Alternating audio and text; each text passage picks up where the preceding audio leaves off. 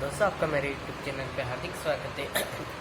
यदि ये चैनल आपने सब्सक्राइब नहीं किया तो प्लीज़ बेल आइकन दबा के मेरे चैनल को सब्सक्राइब करें।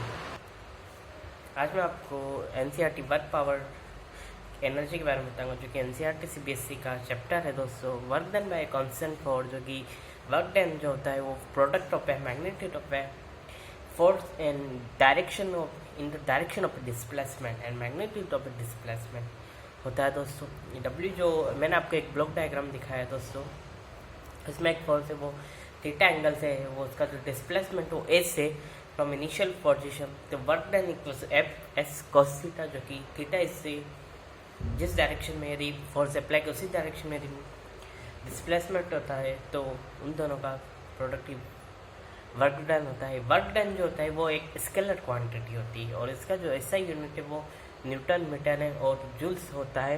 इसका जो dimension formality m1 l2 t-2 होता है दोस्तों। तो जो work done by force is zero if the force does not move. यदि डिस्प्लेसमेंट जीरो है तो वर्क डन जीरो होगा। यदि displacement is perpendicular to the force होता है तो वर्क डन है वो लाइक जीरो होगा। और यदि एंगल इज फोर्स और डिस्प्लेसमेंट का लेस देन 90 डिग्री, यदि एक्यूट एंगल होता है तो वर्क इज ए पॉजिटिव और work is done by the object, object उसको काम कर रहा है। और यदि ऑब्ट्यूस एंगल यदि 90 डिग्री से बड़ा है तो work done is a negative and work is done by the object. So यदि नेगेटिव है तो work done is by object, यदि पॉजिटिव है तो work done is on the object है दोस्तों। अब मैं आपको एक वेरिएबल फोर्स, जो कि वेरिएबल फोर्स होता है और वेरिएबल डिस्प्लेसमेंट है, जैसे कि F1 θ1 L dl1 F2 θ2 है dl2 है। जैसे जैसे पॉइंट ए और बी का एक कर्व पाथ दिखाया गया, जो कि delta L1 delta 2 delta Fn की वैल्यू है। इन दोनों का यदि फोर्स यदि हम समेशन लेते हैं तो W का वर्क है summation of Fn into delta है जो पाथ है। और यदि डेल्टा टेंस टू जीरो यदि होते हैं तो ये जो समेशन है वो equivalent to an integral. So a work done equals to F A B into F dot D L, जो F cos theta into D L, जो जिस डायरेक्शन में फोर्स अप्लाई किया गया उसकी डायरेक्शन में जो वर्क होगा वही एफ डी एल होगा। अब मैं आपको work done bye spring, spring जो होता है जो इनिशियल पोजीशन है एक की जो अटैच और एम पे है, यदि वो x equals to spring stretch or compressed by a small distance from its unstretched to complete compressed position by a small distance from its unstretched position, the work done is F equals to minus kx and k is equal to spring constant. This value will be dependent upon the inversely the unstretched and natural nature of a material of a spring. यहाँ जो negative sign है उसको ये direction दिखाता है कि जो work done है वो opposite to the spring constant है, तो displacement of a free end है उसके अपोजिट में होता है दोस्तों। जो वर्क डन है वो यदि फोर्स यदि kx होता है तो जो dx है वो dx के रेस्पेक्ट में आप x इक्वल टू 0 से माइनस x के लिए यदि डिस्प्लेसमेंट इलोकेशन होता है तो आपको इसमें इंटीग्रेशन करते हैं तो work done equal to minus half kx square हो जाता है। यदि कंप्रेशन होता है तो ये, और यदि work done is also done by the external agent equals to 1/2 kx square.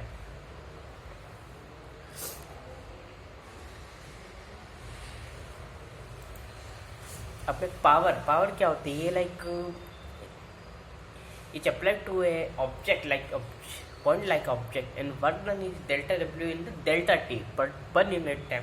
Work done per unit time को हम यदि डिफाइन करते हैं तो उसको पावर है, मतलब कि पावर से आप बताते हैं कि कितनी कैपेसिटी है, मतलब उसकी like the work done on object contribute to the increasing energy. जो वर्क डन है उसकी एनर्जी को इंक्रीज करता है। जो पावर होता है time rate of energy transfer, कितना मतलब फास्ट काम करता है, मतलब वो टाइम वो भी ए भी कर सकता है बी भी कर सकता है, बट कौन फास्ट कर सकता है उसके लिए पावर डिफाइन कर। जो पावर काम जिसकी ज़्यादा होगा उसका टाइम जो होगा वो कम होगा दोस्तों। पावर इक्वल्स टू dw/dt और इंस्टेंटेनियस पावर है जो है डेल्टा T टेंस टू 0, जिसको कि W को हम F इंटू ds लिख सकते हैं, तो F इंटू ds/dt इसको हम फोर्स इंटू वेलोसिटी के टर्म्स में भी लिख सकते हैं जो कि पावर है। अब मैं बात करता हूँ एनर्जी। एनर्जी जो होती है ना, capacity to to do work, मतलब जो एनर्जी, जो यदि किसी के पास एनर्जी है तो वो कैपेसिटी को कर सकता है, मतलब this is come energy, this is stored energy. body passes the energy does some work, then part of energy is used up। यदि कोई कुछ काम करता है कोई बॉडी को तो उसकी जो एनर्जी है वो लॉस हो जाती है। If some work done is by object, the object will be given some energy and work can energy are am actually compatible. अब मैं बात करता हूँ काइनेटिक एनर्जी। काइनेटिक एनर्जी होती है, पोटेंशियल एनर्जी होती है, उसके बारे में। काइनेटिक एनर्जी होती है the capacity to the work to done to do work by the virtue of its motion. If the object has a mass m and velocity v, then kinetic energy is equivalent to applied external force to bring from his body from rest to velocity v। जो kinetic energy है जिसकी velocity v है, तो उसकी kinetic energy जो कि हम बोल सकते हैं वो हाफ mv स्क्वायर होता है। और m को यदि आप p स्क्वायर बाई 2m के टर्म्स में, p जो कि हमारा मोमेंटम है। अब मैं बात करता हूँ पोटेंशियल एनर्जी के बारे में। Potential energy is the energy due to the position. जैसे कोई ऑब्जेक्ट है, वो यदि वो ग्राउंड लेवल से ऊपर है, तो यदि वो हायर, जैसे जैसे लेवल 5 पे जाता है तो उसकी पोटेंशियल एनर्जी वो बढ़ती जाती है। तो इसके बाद if a body is in position it will release, it will be given to move. So there are two types of potential energy, gravitational potential energy और है elastic potential energy. Gravitational potential energy होती है when ये object को जब position by virtue of height, जब कोई एक बॉडी हाइट पे जाता है तो उसकी पोटेंशियल एनर्जी, और यदि वो allowed to fall from the high level to lower level, then is gain speed due to the gravitational pull.